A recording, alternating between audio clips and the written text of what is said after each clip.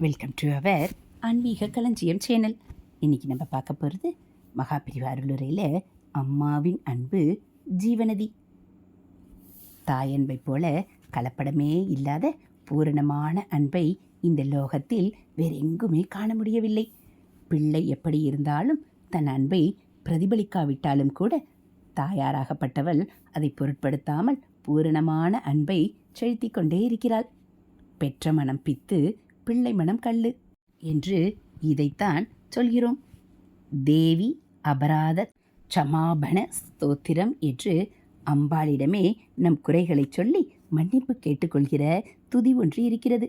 அதில் துஷ்ட பிள்ளை இருப்பதுண்டு, ஆனால் துஷ்ட அம்மா என்று ஒருத்தி கிடையவே கிடையாது என்று வருகிறது. பரிபூரணமாக அன்பையும் தன்னலமே இல்லாத உழைப்பையும் அம்மா ஒருத்தியிடம்தான் பார்க்க முடிகிறது. குழந்தையாக பிறக்கிற போதே அம்மாவிடம்தான் ஒட்டிக்கொள்கிறோம். ஆகாரம் தருவதிலிருந்து சகலத்துக்கும் அவள்தான் குழந்தைக்கு கதியாக இருக்கிறாள். வயது ஏறுகிற சமயத்தை விட பால்யத்தில்தான் தாயார் குழந்தை இருவருக்கும் பரஸ்பர அன்பு மிக அதிகமாக இருக்கிறது. அதிலும் மனித இனத்தை விட பசு குலத்திடம்தான் இந்த அன்பு நிரம்பி ததும்புகிறது. கன்று அம்மா என்று கத்துவதில் உள்ள ஆவல் மாதிரி வேறெங்கும் அன்பை பார்க்க முடியவில்லை. இதை பார்த்துத்தான் மனுஷ்ய ஜாதியே அம்மா என்று கூப்பிட ஆரம்பித்ததோ என்று தோன்றுகிறது. தமிழில் மட்டுமில்லாமல் தெலுங்கு, மகாராஷ்டிரம், கன்னடம் முதலிய பாஷைகளிலும் அம்மா என்றே தாயாரை சொல்கிறார்கள். மலையாளத்தில் அம்மை என்பார்கள். சமஸ்கிருதத்தில் மா என்றும் அம்பா என்றும் சொல்லுவதும் இதேதான். ஹிந்தியில் மா, மாயி என்கிறார்கள். இங்கிலீஷ் மம்மி, மம்மா எல்லாமும் கன்றுக்குட்டியின் அம்மாவிலிருந்து வந்தவைதான் போலிருக்கிறது. இந்த அம்மாவின் அன்பு ஒரு பக்கம் இருக்கட்டும், இவள் இந்த சரீரத்துக்கு மட்டும்தான் அம்மா.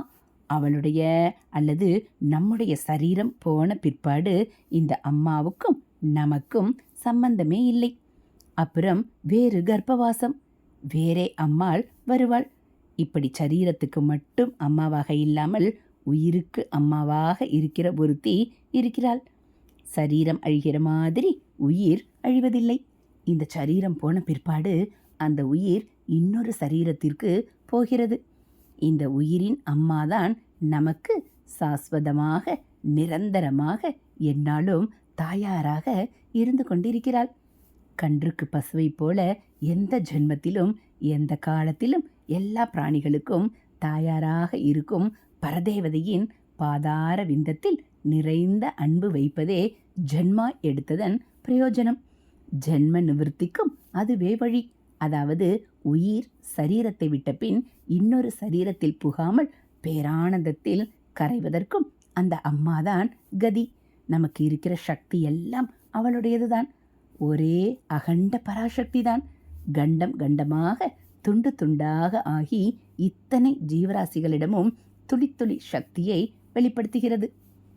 நாம் சொந்த முறையில் எதையும் சாதித்ததாக பெருமைப்பட்டு கொள்ளவும் அகம்பாவம் கொள்ளவும் நியாயமே இல்லை.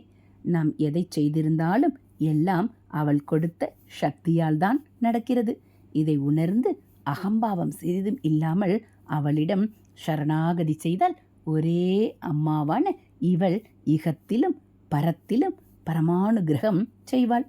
எப்படி எதுவும் கேட்க தெரியாத குழந்தைக்கு வேண்டியதை தாய் தானே கவனித்துக் கொள்கிறாளோ அப்படி ஜெகன்மாதாவாகவும் கருணாமூர்த்தியாகவும் உள்ள அம்மா உண்மையான பக்தி வைத்தவர்கள் தன்னை எதுவும் கேட்காவிட்டாலும் கூட தானாகவே அவர்களுக்கு இகலோகத்தில் வித்தை, செல்வம், தேககாந்தி முதலியவை தந்து பின்பு ஞானத்தில் பழுத்து பரமானந்தத்தை பெறும்படி அருள் புரிவாள். பரம ஞான அத்வைத ஆனந்தம் நமக்கு கிடைத்து நாம் அந்த ஆனந்தமாகவே ஆகிவிடுவது ஒரு பக்கம் இருக்கட்டும். அது அவள் நம் கர்மாவை தீர்த்து என்றைக்கோ ஒரு நாள் தரப்போகிற நிலை. அது கிடைக்கிற போது கிடைக்கட்டும். அதுவே கிடைக்கவில்லையே என்கிற குறை இப்போது நமக்கு வேண்டாம். இப்போது நமக்கு பரம அன்பு அம்மாவான அம்பாள் இருக்கிறாள். அவளுடைய அன்பை நினைத்து அவளிடமும் நாமும் அன்பை செலுத்துவதற்கு இப்போதே நமக்கு சாத்தியமாகிறது. இதிலுள்ள ஆனந்தத்துக்கு மேல் நமக்கு எதுவும் வேண்டாம். அம்பாள் தியானத்தை விட நமக்கும் நம் மாதிரியே அவளை அம்மாவாக்கிக் கொண்ட சகல லோகத்துக்கும் நிறைவான இன்பம் வேறில்லை. சகல லோகமும் சமஸ்த ஜீவராசிகளும் க்ஷேமமாக இருக்க அன்பே உருவான சாக்ஷாத் அம்பிகையை எப்போதும் ஆனந்தமாக நினைத்து கொண்டிருப்போம். ஹரஹர சங்கர ஜெய ஜெய சங்கர, ஹரஹர சங்கர ஜெய ஜெய சங்கர. மகாபெரிவா சரணம். இதுபோல் மகாபெரிவா அருளுகிறவற்றை நீங்கள் தினந்தோறும் கேட்கணும் அப்படின்னா மறக்காமல் நம்ம சேனலை சப்ஸ்கிரைப் பண்ணுங்கள். கூடவே பெல்லைக்கானை கிளிக் பண்ணி ஆள்கிற பட்டனையும் அழுத்திடுங்க. நம்ம சேனலில் வரக்கூடிய தெய்வத்தின் குரல் பகுதிகள், மகாபெரிவா மகிமை, மகாபெரிவா அருள்வாக்கு, ஆன்மீக தகவல்கள் எல்லாம் உங்களுக்கு பிடிச்சிருந்தா ஒரு லைக்கும் கமெண்ட்டும் கொடுத்து உங்களுக்கு தெரிஞ்சவங்களுக்கும் ஷேர் பண்ணுங்கள். ஹரஹர சங்கர ஜெய ஜெய சங்கர, ஹரஹர சங்கர ஜெய ஜெய சங்கர. மகாபெரிவா சரணம்.